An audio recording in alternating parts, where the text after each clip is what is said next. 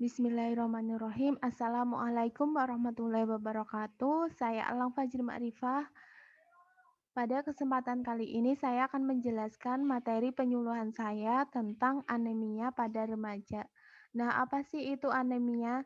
Nah, istilah anemia ini berasal dari bahasa Yunani yaitu anaima. An yang berarti tidak ada, haima yang berarti darah. Anemia ini berarti kekurangan darah. Anemia ini didefinisikan sebagai konsentrasi hemoglobin atau Hb yang rendah dalam darah. WHO 2015. Ini adalah tabel batas-batasan anemia. Terus mengapa sih pada remaja? Nah, remaja merupakan transisi dari masa kanak-kanak ke masa dewasa yang ditandai sejumlah perubahan biologis, kognitif, dan emosional. Oleh sebab itu, remaja membutuhkan asupan makanan bergizi seimbang, termasuk yang kaya akan zat besi. Kekurangan zat besi akan menyebabkan remaja rentan terkena anemia. Terus apa saja sih jenis-jenis anemia? Berikut ini jenis-jenis anemia menurut penyebabnya. Yang pertama, anemia akibat kekurangan zat besi. Kekurangan zat besi membuat tubuh tidak mampu menghasilkan hemoglobin atau Hb. Yang kedua, anemia pada masa kehamilan. Kebutuhan hemoglobin meningkat saat hamil, sehingga dibutuhkan lebih banyak zat pembentuk hemoglobin. Pada saat hamil, seorang ibu hamil membutuhkan banyak nutrisi gizi yang banyak untuk dirinya sendiri dan juga untuk janin yang ada di perutnya. Yang ketiga, anemia akibat pendarahan. Nah, anemia ini dapat disebabkan oleh pendarahan berat yang terjadi secara perlahan dalam waktu lama atau terjadi seketika. Yang keempat, anemia aplastik. Anemia aplastik ini terjadi ketika kerusakan pada sumsum tulang membuat tubuh tidak mampu lagi menghasilkan sel darah merah secara optimal. Yang kelima, anemia hemolitik. Nah, anemia hemolitik ini terjadi ketika penghancuran sel darah merah lebih cepat daripada pembentukannya. Yang keenam, anemia akibat penyakit kronis. Beberapa penyakit kronis diantaranya adalah penyakit Crohn, penyakit ginjal, kanker, reumatoid artritis, dan HIV/AIDS.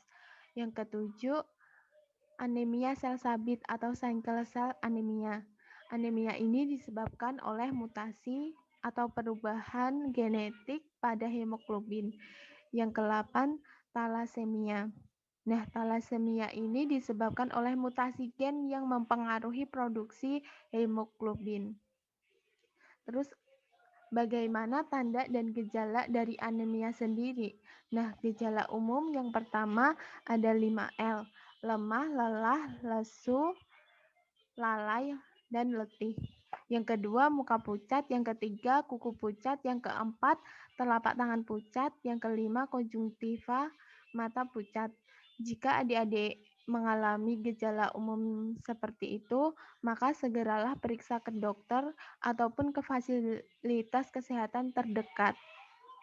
Terus, apa sih bahaya anemia ini pada remaja putri? Yang pertama, berdampak jangka panjang pada dirinya dan anaknya kelak.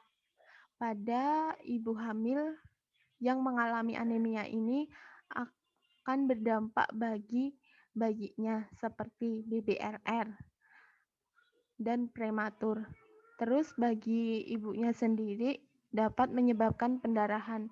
Bahkan 20% penyebab kematian ibu dan bayi baru lahir ini disebabkan oleh anemia. Yang kedua, pertumbuhan tidak optimal, rawan kena stunting. Yang ketiga, terkena penyakit infeksi yang berbahaya. Anemia ini dapat menurunkan imun kita sehingga banyak penyakit infeksi yang mudah masuk ke tubuh kita. Yang keempat, kecerdasannya berkurang. Yang kelima, lebih mudah keracunan. Terus bagaimana sih pencegahannya? Yang pertama, meningkatkan konsumsi makan makanan yang banyak mengandung zat besi dari bahan makanan hewani dan bahan makanan nabati. Bahan makanan hewani ini lebih banyak mengandung zat besi daripada bahan makanan nabati. Nah, ini adalah contoh dari sumber zat besi. Ada kacang soya, oatmeal, kismis, telur, kerang, ikan, roti gandum, daging merah, ayam, dan sayuran hijau. Yang kedua, makan makanan yang banyak mengandung vitamin C karena bermanfaat untuk meningkatkan penyerapan zat besi. Nah, mungkin bisa setelah makan kita makan makanan yang mengandung banyak vitamin C, seperti buah-buahan, seperti jeruk, pisang, dan lainnya. Yang ketiga, pada remaja putri dianjurkan meminum tablet penambah darah pada waktu menstruasi. Karena pada saat menstruasi ini, tubuh mengeluarkan sekitar 1,3 miligram zat besi per harinya, sehingga tubuh kita lebih banyak membutuhkan zat besi dibanding hari-hari biasanya. Yang keempat, mencegah kecacingan dengan menjaga kebersihan diri. Misalnya, mencuci tangan dengan sabun sebelum dan setelah makan, menggunakan alas kaki. Yang kelima, tidak meminum teh, kopi, susu bersamaan atau berdekatan dengan waktu makan. Jangan meminum teh, kopi, susu secara bersamaan atau berdekatan dengan waktu makan. Paling tidak ada jaraknya, sekitar 2 jam. Terus bagaimana sih jika sudah terlanjur? Yang pertama, ketahuilah penyebabnya apa. Untuk mengatasi anemia harus diketahui dulu apa penyebabnya. Bisa kita konsultasi ke dokter. Yang kedua, terapkan pola makan yang baik. Mengonsumsi makanan yang sehat dan bergizi sangat mempengaruhi kecukupan kebutuhan nutrisi. Yang ketiga, konsumsi makanan yang mengandung vitamin C. Yang keempat, berikan suplementasi besi seperti tablet penambah darah tadi. Terima kasih. Demikian materi penyuluhan dari saya. Jika ada pertanyaan, silahkan kirimkan ke grup WA. Kurang lebihnya mohon maaf. Wassalamualaikum warahmatullahi wabarakatuh.